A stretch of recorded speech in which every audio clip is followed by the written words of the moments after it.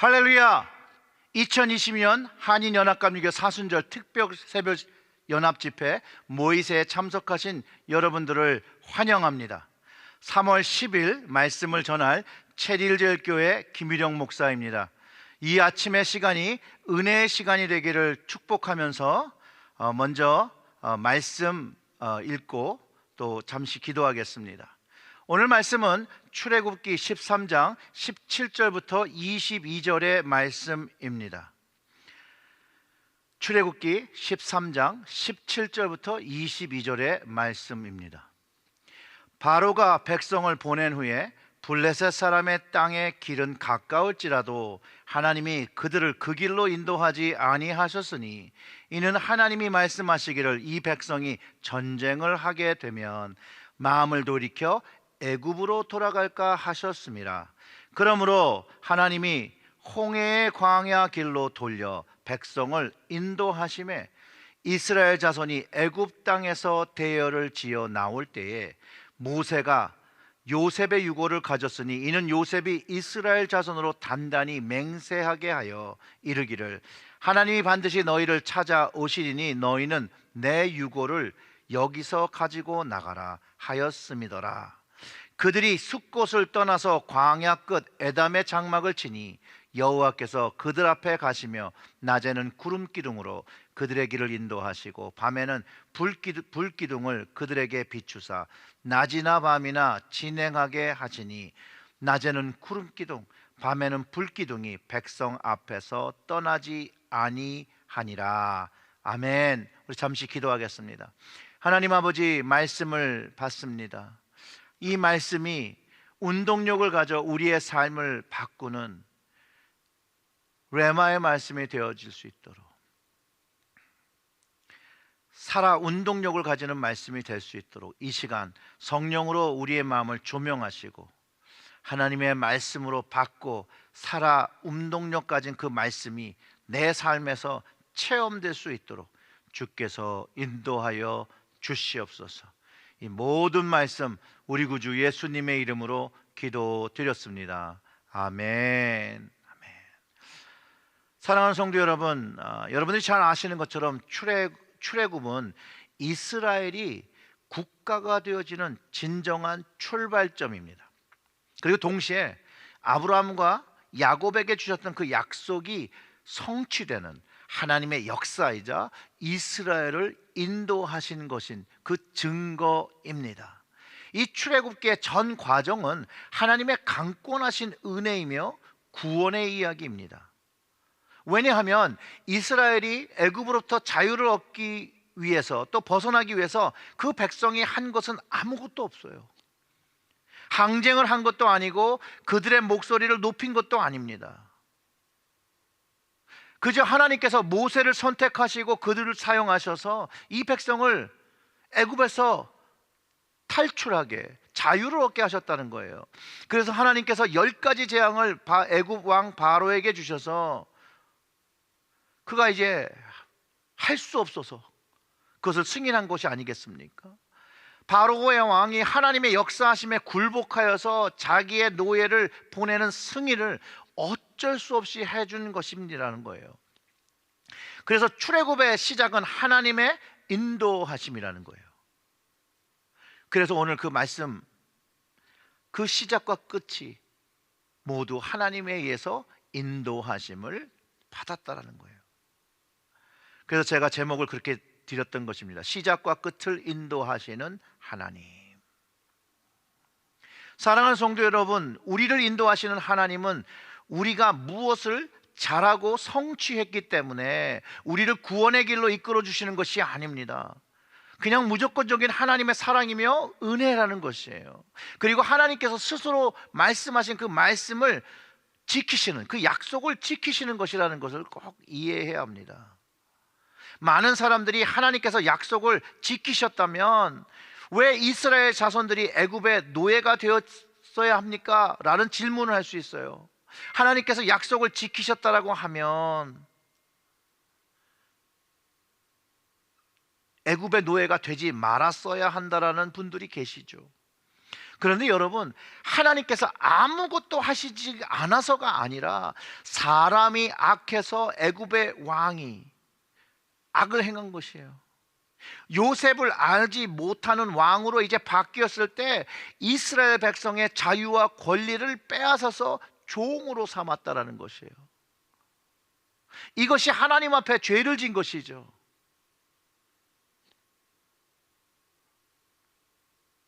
여러분, 현재 우크라이나가 침공당했잖아요. 러시아가 나빠서이지 하나님께서 우크라이나를 돌보지 않으셔서가 아님을 알아야 되는 것이에요. 인간의 욕심, 이것이 결국은 죄를 짓는 것이고, 두려움이 결국 하나님께서 주시는 선함을 꺾고 죄를 선택한다라는 것이에요. 결국은 푸틴과 러시아의 욕심이 평화를 깨뜨리고 전쟁을 도발하고 수많은 사람을 죽이는 것이죠. 충분한 외교적인 방법과 자기의 이익을 충분히 취할 수 있어요. 그럼에도 불구하고 자신들이 가장 쉬운 방법, 그 무력을 사용하고 전쟁을 일으킨 것이라는 거예요. 사랑하는 성도 여러분, 여러분들은 우크라이나 전쟁 중에 하나님의 인도하심이 없다라고 믿으십니까? 아니요, 저는 하나님의 인도하심이 있다라고 확신합니다. 하나님은요, 하나님을 간절히 부르고 찾는 자들에게 응답하신다라는 거예요. 그리고 하나님을 찾고 하나님께 간절히 간구하는 사람들의 삶을 시작부터 끝까지 인도하시고 구원하시는 하나님이라는 거예요. 결국은 내가 하나님을 믿고 있느냐 안 믿고 있느냐에 따라 하나님의 인도하심을 받고 안 받고의 문제를 가지고 있다는 거예요. 그리고 하나님께서 시작하시면 그 시작부터 끝까지 그 백성을 버리지 아니하시고 그 백성을 이끌어 주신다는 거예요. 광야로 나온 이스라엘 백성을 계속해서 이끌어 주셔요. 그래서 인도하시는 거예요. 근데 17절의 말씀은 굉장히 우리에게 질문을 던지는데요. 바로가 백성을 보낸 후에 블레셋 사람의 땅이 길에 가까울지라도 하나님이 그들을 그 길로 인도하지 아니하셨으니 이는 하나님의 말씀하시기를 이 백성이 전쟁을 하게 되면 마음을 돌이켜 애굽으로 돌아갈까 하셨습니다. 블레셋 땅으로 지나가면 빨리 갈 수 있는 짧은 길이 있는데, 이 이스라엘 백성의 지금 현재 상태에서 블레셋 사람과 전쟁을 하면 대다수가 애굽으로 다시 돌아가게 되니까 하나님께서 그 약속하신 그 가나안의 땅으로 이들을 이끄시기 위해서 돌아가는 길을 선택하셨다는 거예요. 그래서 하나님이 홍해의 광야의 길로 돌려 백성을 인도하심에 이스라엘 자손이 애굽 땅에서 대열을 지어 나올 때 결국은 하나님은 빠른 길, 쉬운 길로 그 백성을 이끄지 않고 그 길로 이끌 때 그들의 믿음이 흩어져서 어떤 상황이 바뀜으로 인해서 그 믿음이 무너질 것을 아셨기 때문에 더 어려운 길로, 믿음을 세울 수 있는 그 길로 이끄셨다는 거예요. 그래서 하나님은 가끔 믿는 자들을 고난의 길로 인도하시고 그 자리에서 하나님을 경험하게 하시거든요. 그 일이 이스라엘 백성들에게 경험된 것이죠. 고난의 광야의 삶에서 하나님은 이스라엘 백성이 오직 하나님을 신뢰하기를 원하셨기 때문에 그 길로 인도하신 거예요. 아무리 장애물과 어려움이 있더라도 하나님을 의탁하고 따라갈 때 하나님의 도움으로 해결되어지는 것들을 경험하라고 그 광야의 길로 이끄신 거라는 거예요. 그리고 그 하나님께서 인도하신 이 홍해 광야에서 전능하신 하나님이 누구인지를 경험하게 되는 것이에요. 어떤 경험이죠? 결국은 홍해가 갈라지고 그 홍해를 걸어서 건너는, 바다를 건너는 그 구원하신 하나님, 전능하신 하나님을 경험하게 되는 것이에요. 그리고 그 인도하신 하나님, 이 백성을 강야를 지나서 가나안이라는 명확한 장소로 이끌고 계신 하나님이었다라는 것이죠. 그래서 애굽을 떠날 때 요셉의 해고를 취해서 가나안으로 가는 그 약속도 성취하게 되는 것이죠. 요셉이 아버지 유언을 따라서 가나안에 가지 못할지라도 죽어서라도 들어갈 것이라는 강한 의지가 여기에 담겨 있고 그것을 하나님께서 이루어 주시는 성취, 응답이 여기에 또 담겨 있다는 거예요. 애굽의 생활도 그렇지만 광야의 생활도 정착지가 아니라는 거예요. 이 애굽과 광야는 잠시 머무른, 거류하는 곳이라는 것이에요. 근데 정말로 정착해야 되는 곳은 어디냐? 하나님이 약속하신 약속의 땅, 아브라함에게 약속하셨고 이삭에게 약속하셨고 야곱에게 약속하셨던 그 땅, 그 땅으로 가기 위해 잠시 머무르는 곳이었다는 거예요. 광야의 삶도 마찬가지죠. 그래서 정착의 삶이 아니었어요. 약속의 땅으로 가기 위한 통로이었고, 그 다음에 거기가 믿음의 백성이 되는 훈련의 장소였다는 거예요. 잠시 머무르다가 하나님이 인도하시면 움직이고, 그럼 또 잠시 거류하다가 하나님이 인도하시면 또 움직이는. 그래서 광야에서는 정착할 집을 짓지 않았다는 거예요. 정착할 집을 짓지 않고 안주하는 것이 아니라 이제 움직일 것을 위해서 항상 준비된 모습을 가졌다는 거예요. 그래서 사실은 우리도 이 세상에 살면서 이 땅의 삶에 안주하는 삶이 아니라 천국으로, 하나님의 나라로 가기 위한 잠시 머무르는 곳이라는 것을 깨닫고 천국, 약속의 땅을 바라보며 살아야 한다는 것을 가르쳐주고, 이 땅, 광야 같은 이 세상의 삶에서 우리는 하나님을 믿는 믿음의 훈련을 받는 곳이라고 생각하면 아마 성경이 주는 바른 가르침을 갖게 됩니다. 생각해 보세요. 그 광야의 길을 처음 가보는 길인데 얼마나 당황되겠어요, 여러분. 그 밤의 무서움을 이기기 위해서 사람들이 생각할 때 얼마나 힘들었겠어요. 하나님은 근데 그 하나님의 인도하시면요, 그들의 두려움과 무서움을 이미 아셨기 때문에 그 무서움을 이기게 하시기 위해서 위로하시는 방법을 택하셨고, 그 발걸음을 인도하시는 하나님의 그 세세한 그 인도하심이 오늘 본문에 담겨 있는데, 눈에 보이지 않으면 믿지 못하는 이 이스라엘 백성을 위해서 하나님을 믿고 따를 수 있도록 낮에는 구름 기둥으로 그들의 길을 인도하셨다는 거예요. 그리고 밤에는 불 기둥으로 그를 비춰서 그들이 이동할 수 있도록 도와주셨다라고 그 21절에 기록하고 있는 거예요. 그 21절의 말씀을 보면 여호와께서 그들 앞에 가시며 낮에는 구름 기둥으로 그들의 길을 인도하시고 밤에는 불 기둥으로 그를 비추사 낮이나 밤이나 진행하게 하시니. 하나님의 인도하심은 어느 한순간만 하신 것이 아닙니다. 먼저 하나님께서 그들 앞에 가셨고, 그래서 그 시작이 하나님이 하셨고, 그 시작을 이끌어 주시고 그들의 중간, 그들의 끝까지 약속의 땅에 들어갈 때까지도 하나님께서 하셨다라는 거예요. 어떻게 해요? 낮으로 밤으로, 낮과 밤으로 하셨다라는 거예요. 이 말씀은 24시간을 지속해서 하나님께서 이스라엘을 돌보시고 인도하셨다는 말이죠. 이스라엘에게는 구름 기둥과 불 기둥이 있었다면 우리에게도 우리의 삶을 인도하신 하나님의 증거가 있는데 바로 말씀과 성령입니다. 말씀과 성령님은 우리를 하나님의 인도하심을 경험케 하고요, 진리와 약속의 땅, 그 천국으로 우리를 인도하십니다. 요한복음 16장 13절의 말씀은 그러나 진리의 성령이 오시면 그가 너희를 모든 진리 가운데로 인도하시리니 그가 스스로 말하지 않고 오직 들은 것을 말하며 장래의 일을 너희에게 알리시리라 라고 하면서 지금도 우리를 우리의 시작부터 그 중간, 그 끝, 천국에까지 이끄시는 하나님의 구름 기둥과 불 기둥이 우리와 함께하고 있음을 가르쳐주고 있다는 거예요. 낮이나 밤이나 진행하신 것은 하나님은 쉬지도 아니하고 졸지도 아니하시는 하나님께서 이스라엘을 이끄셨던 것처럼 우리의 삶도 하나님께서 인도하고 계심을 깨달아야 한다는 것이에요.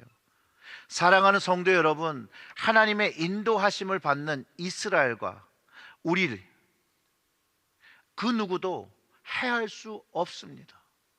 그들은 해할 수 있다라고 생각하나 우리는 부활의 능력이 있기 때문에 다시 영원한 생명으로 태어나는 것입니다. 왜냐고요? 하나님께서 낮과 밤으로 우리를 지키고 계시고 우리의 생명을 주관하고 계시고 이 땅의 생명만이 아니라 영원한, 우리는 그 천국의 그 영원한 땅으로 가는 그 영원한 생명을 가졌기에 우리는 하나님의 도우심을, 인도하심을 받고 있다라는 거예요. 하나님은요, 우리가 열악한 환경에 있을 때 우리를 완벽하게, 완전하게 보호하십니다. 하나님께서 함께 하신다라면 두려워할 것이 없죠. 다윗이 골리앗을 무찌려고 나아갈 때요, 성경은 하나님의 영이 함께했다고 기록하고 있습니다. 하나님께서 함께 하셨기 때문에 골리앗 육척 거인을 무너뜨린 것이에요. 그래서 다윗이 하나님의 인도하심을 찬양할 때 그 단어로 사용하는 게 하나님은 나의 힘이요 나의 반석이요 요새요 피할 바위요 방패요 구원의 뿌리요 산성이라고 고백하는 것이에요.